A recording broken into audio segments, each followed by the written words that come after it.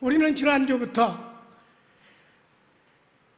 인생의 끝, 종말, 그리고 사후는 어떻게 될 것인가에 대해서 말씀을 함께 나누고 있습니다.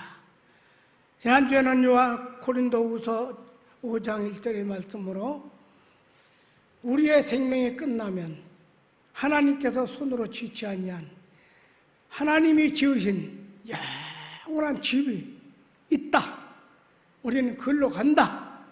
라고 말씀을 드렸습니다. 믿습니까? 아멘. 오늘은 그 집은 어떤 집인가 대하여 일부를 함께 말씀을 통해서 보는 시간을 갖도록 하겠습니다. 여러분, 사람은 다 죽습니다. 따라합시다. 사람은 죽는다. 히브리서 9장 7절, 사람은 한 번 죽는 것은 사람에게 정한 것이요 변함이 없습니다. 누구나 다 죽습니다. 부자도 죽고 가난한 자도 죽습니다. 우리는 지금 누가 뭐라고 해도 죽어가고 있습니다. 그 죽음의 때를 향하여 가고 있음을 한 사람도 부정할 수가 없습니다. 그럼에도 불구하고 죽음이라고 하는 것을 잊어버리고 사는 무지한 인생이 바로 우리 사람입니다. 아무리 유명한 사람도 때가 되면 반드시 죽어요. 저는 어렸을 때 신문을 가지고 공부를 했기 때문에 정일권 장군 또는 백선엽 장군에 대한 글을 많이 읽었습니다. 얼마 전에 전쟁의 영웅이라고 하던 백선엽 장군도 죽었어요. 끝났어요. 그뿐만 아니라 우리 대한민국의 지성의 거성이라고 하는 이어령 박사도 자손들과 함께 마지막에 인사를 나누고 그의 숨을 거두면서 그는 죽었습니다. 인생이 끝이 나고 만 것입니다. 뿐만 아니라 유명한 사람도 죽고 부자도 죽고 그런가 하면 이름 없이 지금도 수많은 사람이 죽어가고 있습니다. 우리도 이 죽음이라는 것을 통해서 내 인생이 끝날 때가 오게 됩니다. 여러분, 이 죽음은 내 인생의 끝이요 종말입니다. 다 죽습니다. 아브라함도 성경에 보면 죽었어요. 이삭도 야곱도 다윗 왕도 그 영화를 누리던 솔로몬도 때가 되니까 죽었습니다.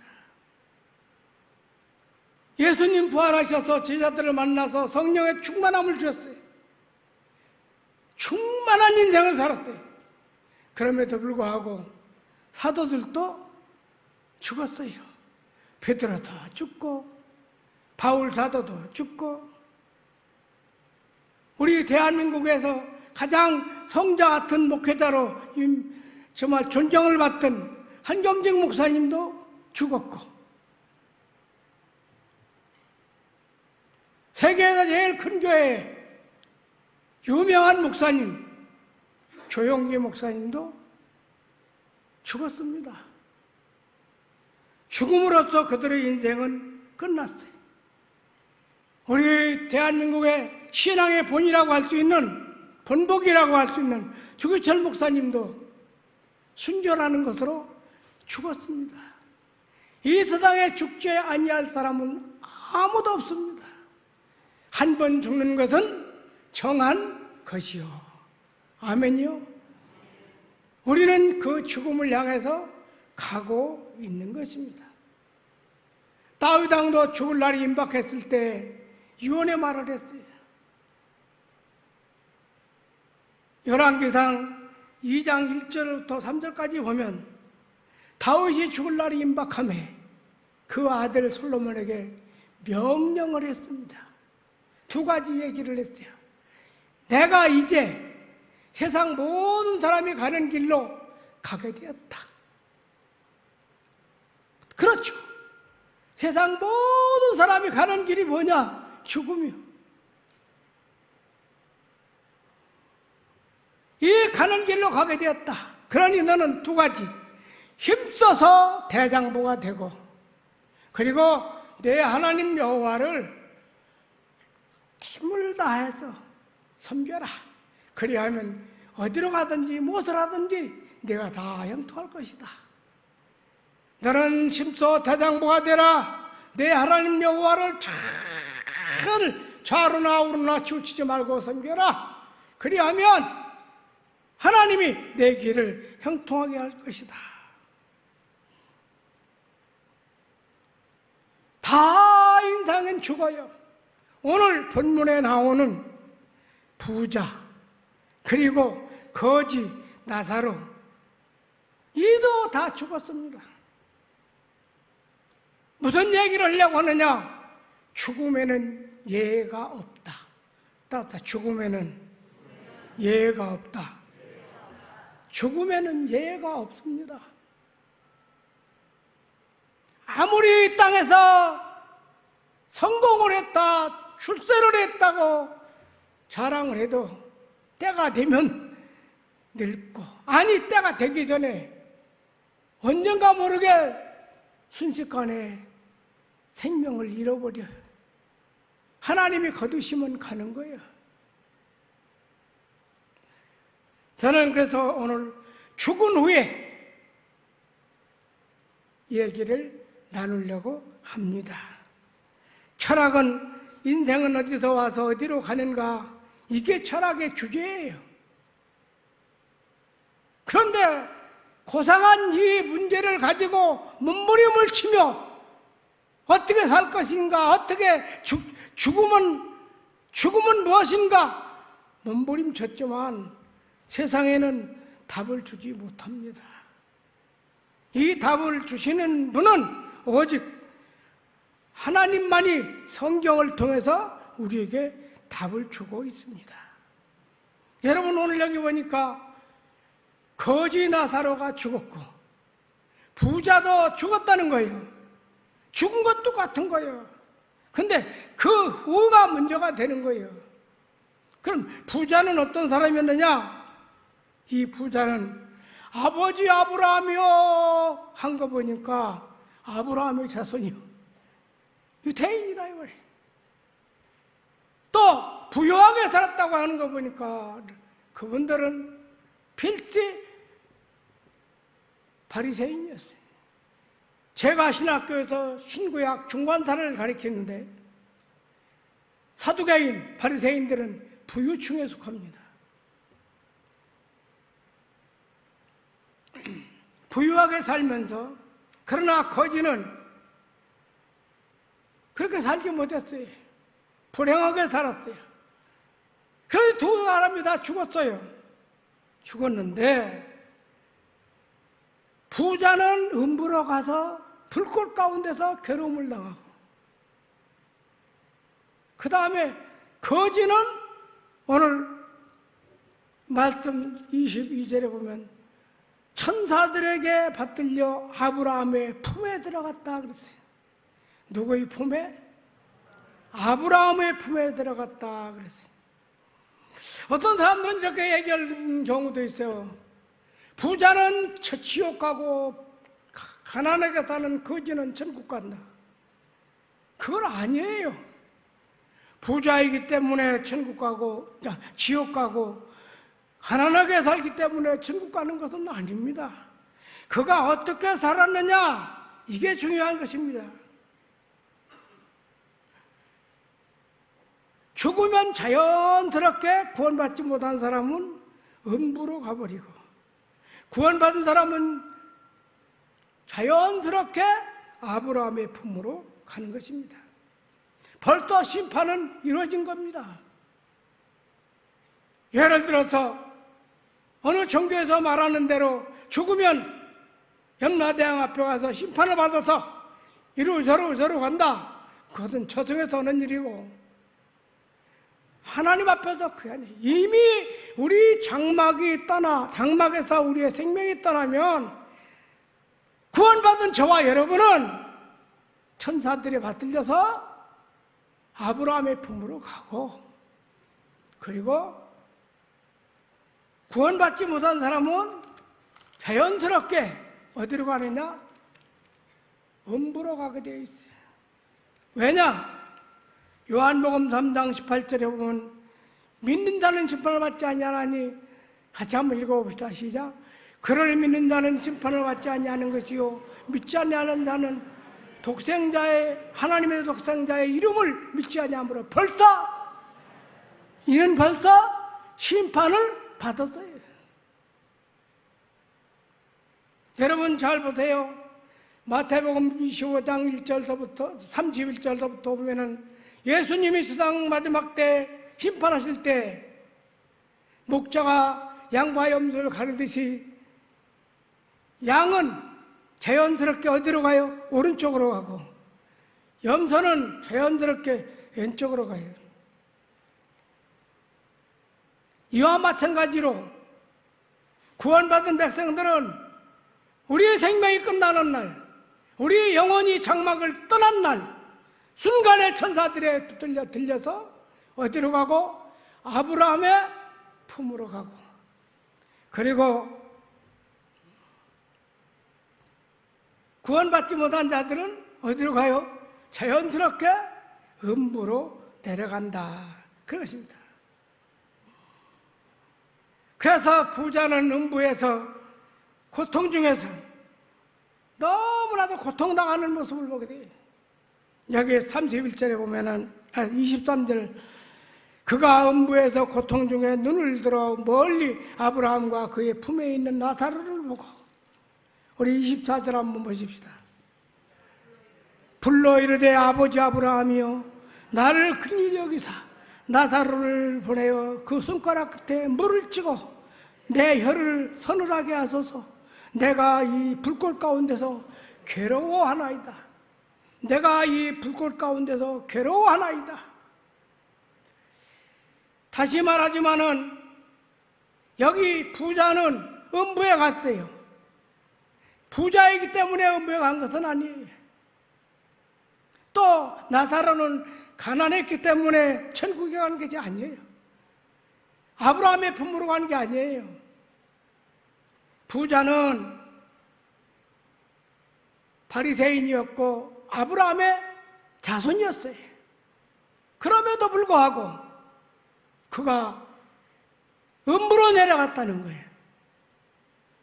나는 19절에서 그 원인을 찾아보았습니다.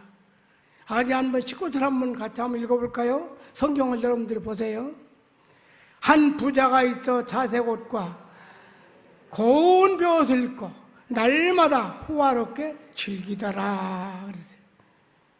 그런데 나사로라 이름하는 한 거지는 헌데투성이라 그의 대문 앞에 뭐였다고 했습니까? 버려진 채 그랬어요. 자색 옷을 입고 날마다 호화롭게 즐기더라. 자기를 위해서 만족하며 기뻐하며 자기 중심으로 인생을 살아갔어요.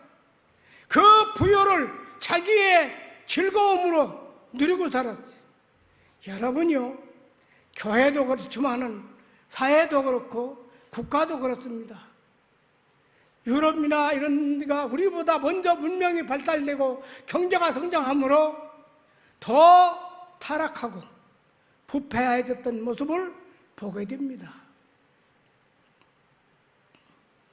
주어진 물질, 주어진 부여를 누구를 위해서? 자기를 위해서 즐겼다고요.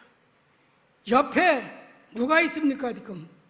베풀어야 할 사랑이 거기 있잖아요. 그런데 버려둔 채 베풀어야 할 사랑을 버려둔 채 자기만을 위해서 살아가는 사람. 그래서 빌립보서 3장 18절에 보면 배로 신을 삼고 사는 사람들, 자기 즐거움을 위해서 사는 사람들, 자기 명예를 위해서 사는 사람들을 십자가의 원수라고 했어요. 오늘 교회 안에도 이런 사람들이 많아요.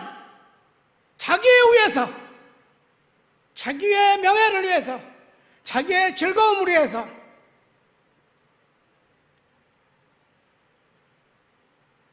여러분, 신앙은 뭐예요? 이타주의야. 이거쯤이 아니고 이타주의. 마태복음 22장 37절 이하에 보면 어떤 율법사가 예수님께 와서 물어봤습니다. 선생님, 율법 중에 어떤 것이 가장 큰 계명인가요? 라고 질문을 했습니다. 그때 예수님이 하신 말씀이, 너는 마음을 다하고 뜻을 다하고 힘을 다하고 목숨을 다하여 주 너희 하나님을 사랑하라. 이게 첫째 되는 계명이고, 둘째는 그와 같은 것이니 내 이웃을 내 몸과 같이 사랑하라 그랬어요. 그러면 이 부자에게는 하나님이 있어요, 없어요? 없잖아요. 누구만 있어요? 자기만 있는 거예요. 오늘 자기가 우상이 된 사람들이 자기만 있는 거예요. 다른 사람을 배려하거나 다른 사람을 생각하거나, 교회 안에서도 그래요. 교회라는 공동체, 또 나보다 다른 사람, 이게 아니잖아요. 나만을 생각하는. 사회에서도 마찬가지잖아요. 사회에서도 자기만을 위하는 사람들이 오늘 우리 사회를 이렇게 어지럽게 만들잖아요. 오늘 교회는 어떻습니까?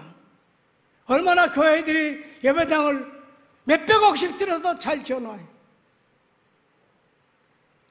오전에도 얘기했지만은, 이제 일부에서도 얘기했지만은, 그 어마어마한 예배당이 많이 있었지만 코로나로 인하여 중환자들은 들어갈 데가 없어서 텐트를 쳐놓고 그 속에서 치료를 받고 또 간호사들이 그 고생을 하고 있는데, 어느 예배당 하나가, 그 큰 예배당 중에, 아니 예배당은 그만두고라도 교육권 하나라도 내놓고 다 온난방 다 틀어놓고 그 추운 데서 말이죠, 우리 와서 좀 치료하세요. 내어준 교회가 하나도 없어요.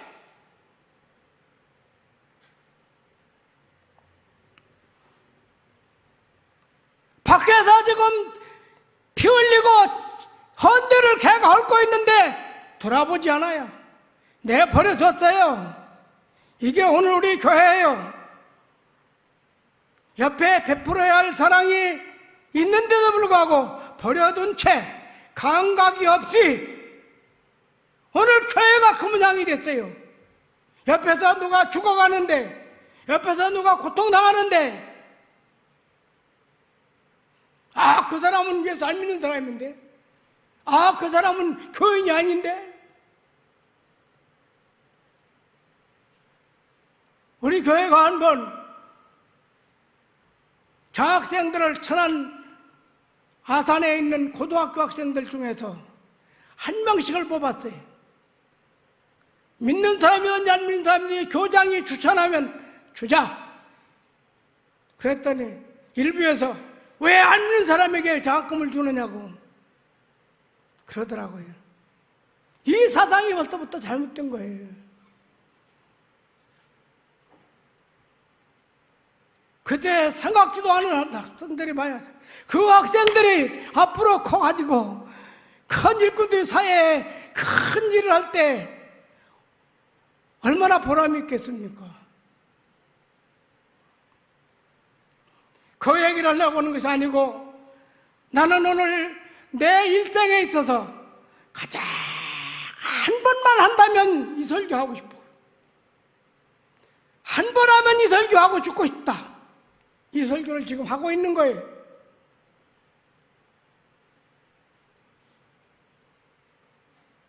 하나님이 우리에게 부유함과 우리에게 여유롭게 함을 주었는데도 불구하고 그것을 나를 위해서 쓴다면, 그것을 나를 위해서 산다면 그것은 십자가의 원수가 되는 것입니다.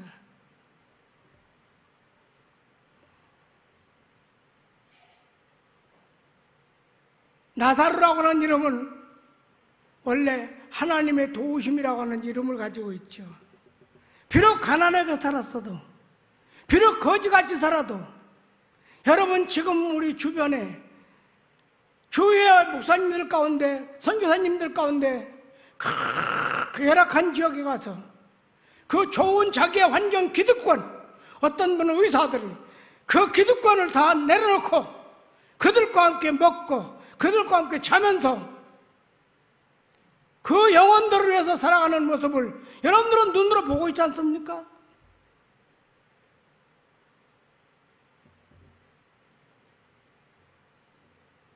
이런 사람들과 부자가 거지, 이 차이를 한번 생각해 보세요. 구원받은 사람들은 자연스럽게 천사들에 의해서 들림을 받아서 아브라함의 품으로 가게 됩니다. 아멘이요? 이제 아브라함의 품이 무엇인지, 음부가 무엇인지를 좀 설명해 드리려고 그래요. 딱 이제 한 가지 얘기한 것이 바로 핵심은 이겁니다. 우리가 이 세상을 떠나면 하나님이 지으신 거룩한 영원한 집이 있다고 했는데 그 집의 내용을 여기서 지금 조금 보여주는 거예요. 보여주는데 믿고 구원받은 사람들은 천사에 받들려서 아브라함의 품으로 가고, 구원받지 못한 사람들은 자연스럽게 어디로 간다고요? 음부로 간다는 거예요. 음부로 간다는 거예요. 이 얘기를 내가 해드렸어요. 그러면 아브라함의 품은 뭐고, 음부는 무엇이냐? 그 얘기를 들었다. 아브라함의 품. 아브라함의 품. 예. 아브라함의 품은 구원받은 자가 육신의 장막을 떠나면서 가는 나라가 바로 아브라함의 품이요 하나님의 나라입니다. 이것을 성경은 낙원이라고 그랬어요.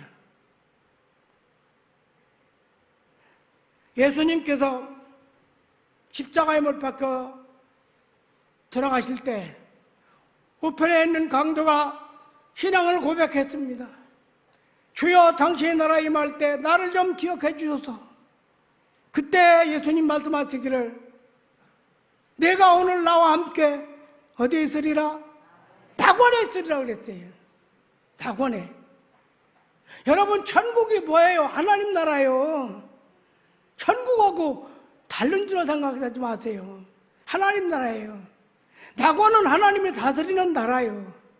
그런데 성경은 거기를 낙원이라고 그랬어요.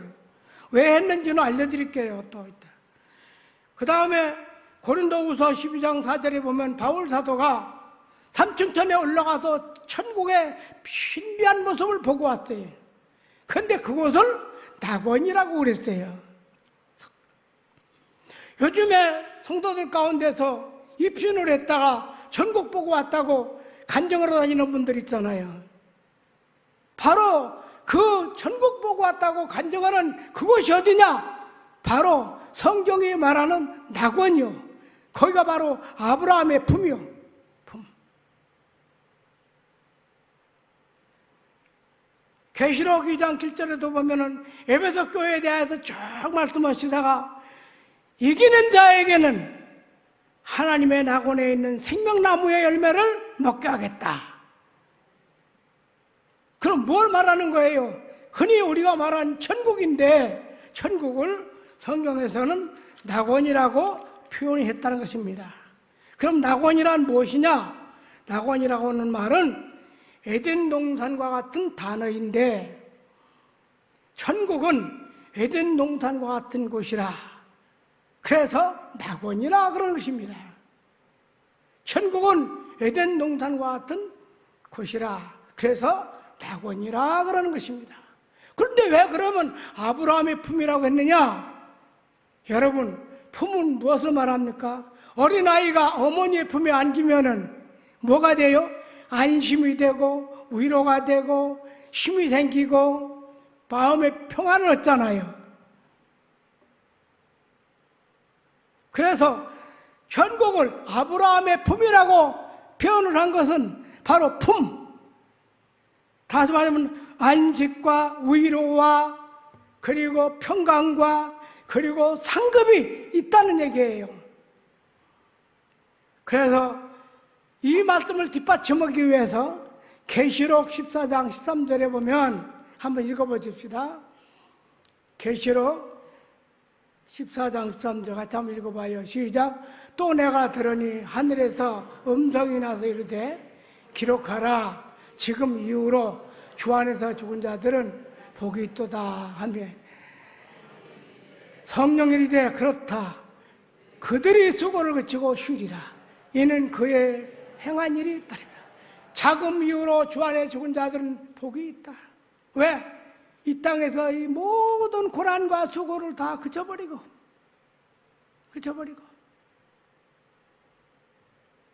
수고를 그치고 안식하게 되고 그가 행한 일대로 상급이 따르게 된다는 거예요. 위로가 따른다는 거예요. 여러분 이 세상에서 사는 삶이 얼마나 힘들고 고달픈지 압니까? 사실은 인생처럼 고달프게 사는 존재가 없어요. 제가 아는 장로 하나가 괜찮아요. 묵장도 크게 하고 농사쳐도 꽤 있고 열심히 살아요. 그런데 하루는 딱 이런 말을 해요. 왜 태어나서 이렇게 고생하고 살아야 되려는지. 안 태어났더라면 이런 고생은 안 할 거 아닌가. 이 얘기를 하더라고요. 가만히 생각해 보니까 내가 태어나지 않았으면 이런 고생도 없죠. 그러고 보면 인생은 누구나 다 고난의 연속이야. 고생 않는 사람이 어디가 있어요? 다 고난 후에 영광을 얻는 거죠. 아브라함의 품이라고 한 것은 바로 뭐요? 구원받은 성도들이 이제 낙원에 들어갔을 때에 그 마음이 아브라함의 품에 안긴 것처럼, 유대인들은 아브라함이 조상이잖아요. 품에 안긴 것처럼 위로와 안식과 평안이 있고 그리고 그에 따른 쉼이 있기 때문에 아브라함의 품이라고 표현을 한 것이지 여기는 낙원입니다. 그러므로 우리가 여기서 예수님 재림할 때까지 저와 여러분이 이 세상을 떠나면 낙원으로 가서 거기서 이 다음 시간에 또 얘기하겠지만 뭐가 이루어질 것인가는 거기서 언제까지 세상 끝날 주님 오실 때까지 우주의 종말 주님 오실 때까지 거기서 하나님과 예수님과 성령 안에서 영광의 복을 누리며 살게 될 줄로 믿습니다. 아멘이죠? 예. 그럼 음부라는 게 뭐냐? 음부는 구약에서는 수월이라고 그랬어요. 히브리 말로는. 그 다음에 헬라 말로는 하데스라고 했는데 이것은 구원받지 못한 자들이 죽음과 함께 가는 곳. 다시 한번 구원받지 못한 자들이 죽음과 함께 가는 곳이 뭐예요? 음부라는 것이야. 믿지 않는 사람들은 저승이라고 흔히 말들을 한다고 어느 사전에는 써놨어요. 그렇습니다. 음부는 어떤 곳이냐? 괴로움과 고통의 연속되는 것. 다시 한번 괴로움과 고통의 곳. 그래서 여기 보니까 누가복음에 보니까 24절 한번 읽어봅시다. 16장 24절. 불러 이르되 아버지 아브라함이여 나를 긍휼히 여기사 나사로를 보내어 그 손가락 끝에 물을 찍어 내 혀를 서늘하게 하소서. 내가 이 불꽃 가운데서 뭐하고 있다고 하는 거예요? 괴로워하나이다. 괴로움이 연속되는 것입니다. 구약성경에서도 보면 시편 9장 우리 한번 보겠습니다. 17절입니다. 시작. 악인들이 수월로 돌아가며 하나님을 잃어버린 모든 이방 나라들. 수월은 누가 가느냐? 악인들이 가고 하나님을 잃어버린 자들이 가는 곳이 수월이. 수월이 뭐라고 했어요? 음부라고 그랬잖아요. 음부.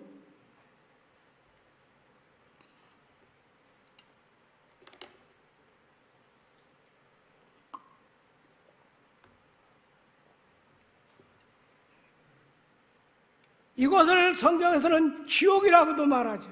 음부, 지옥 이렇게 말합니다. 괴로움이 곧 괴로움과 고통을 받는 장소. 그랬어요. 손가락으로 물을 찍어다가 나의 혓바닥에 넣어주세요. 그래 좀 시원하겠죠.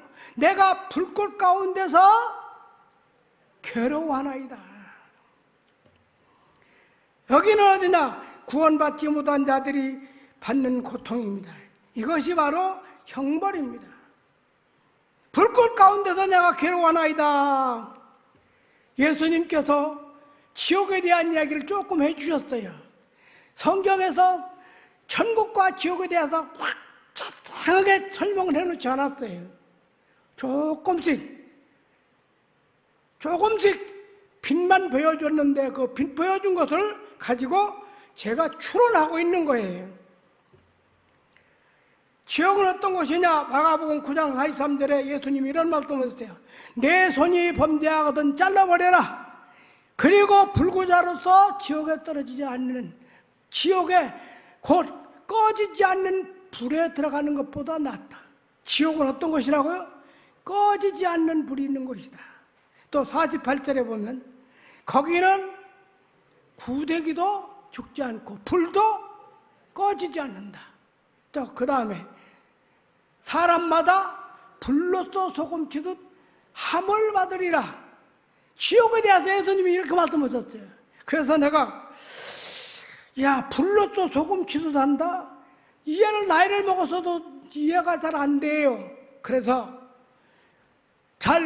번역을 잘 못하기 때문에 우리 딸 보고 NIV 성경 가지고 올라와서 마가복음 9장 49절에 있는 말씀을 좀 찾아서 읽어봐라. 찾아서 보고 번역을 해보니까 소금으로 뿌려서 야채나 생선을 절이듯이 그렇게 한다는 거예요. 아하, 번역이 좀 서툴게 됐구나.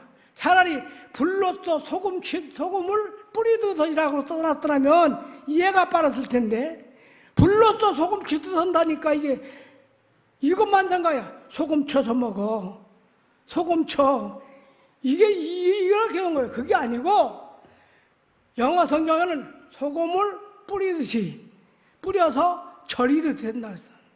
그러니까 이 음부에서 타고 있는 불로써 사람이 죽는 게 아니고 어떻게 한다고 그랬어요? 구데기도 죽지 않는 것인데 소금을 뿌리듯이 생선이나 채소에 소금을 뿌리듯이 뿌린다는 거예요.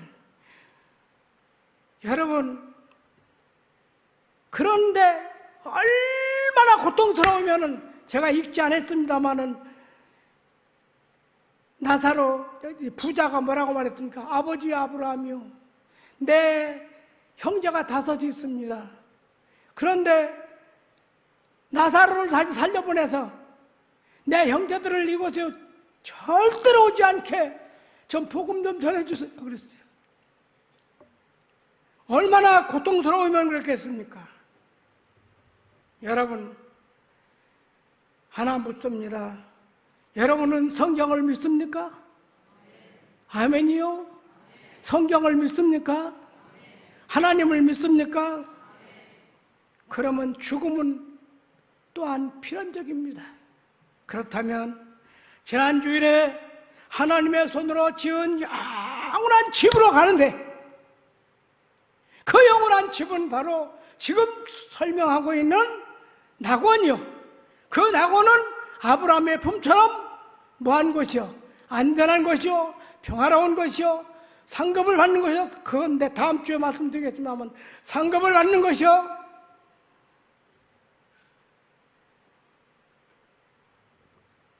이 낙원이 어떤 것이냐? 아브라함의 품이요, 바로 하나님의 품입니다.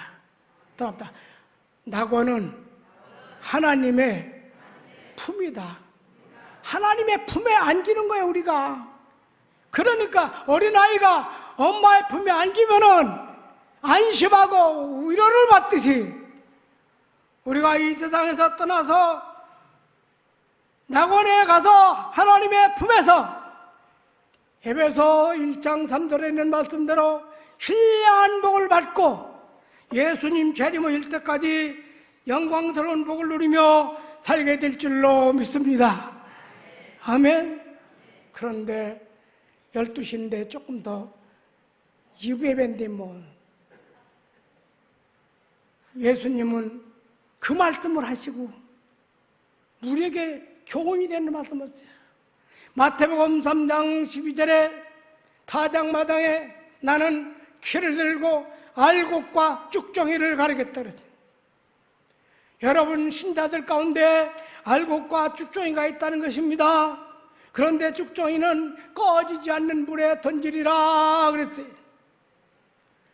마태복음 13장 40절 이하에 보면 가라지와 곡식에 대한 비유가 있습니다.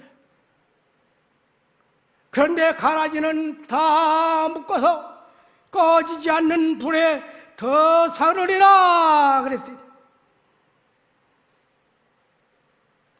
마태복음 25장 31절에도 염소와 양의 비유가 있습니다. 오른쪽에는 양들이 있고 왼쪽에는 염소들이 있습니다. 그런데 주의들이 하는 거예요. 잘 들어요. 가라지는 가라끼리끼리 모이고 곡식은 곡식끼리 모이고 염소는 염소끼리 모이고 양들은 양들이 모여요. 양들은 양을 따라가고 염소는 염소를 따라가는 거예요. 여러분들의 신앙이 지금 어떻게 되어 있는가? 정신 차려야 돼요. 마태복음 25장 34절에 너무나도 감격적인 말씀을 하셨어요. 같이 한번 읽어보십시다. 그때 임금이 오른편에 있는 자들에게 이르되 내 아버지께 복을 받을 자들이여, 나와 장세로부터 너희를 위해서 예비된 나라를 상속으로 받으라. 이제 우리는 두 주일째 내 인생이 죽으면 나는 어디로 갈 것이냐? 여러분이 알아요. 여러분이 알아. 여러분이 알아. 나의 인생은 지금 어디로 갈 것이냐? 하나님의 품으로 갈 것이냐? 낙원으로 갈 것이냐? 아니면 음부로 갈 것이냐는 스스로 이미 판단이 되어 있어요. 이 시간 여러분들이 다 하나님의 품인 낙원으로, 아브라함의 품인 하나님의 품으로 들어가는 믿음의 사람. 그래서 지난 주일날 제가 믿음의 결단을 지켰어요.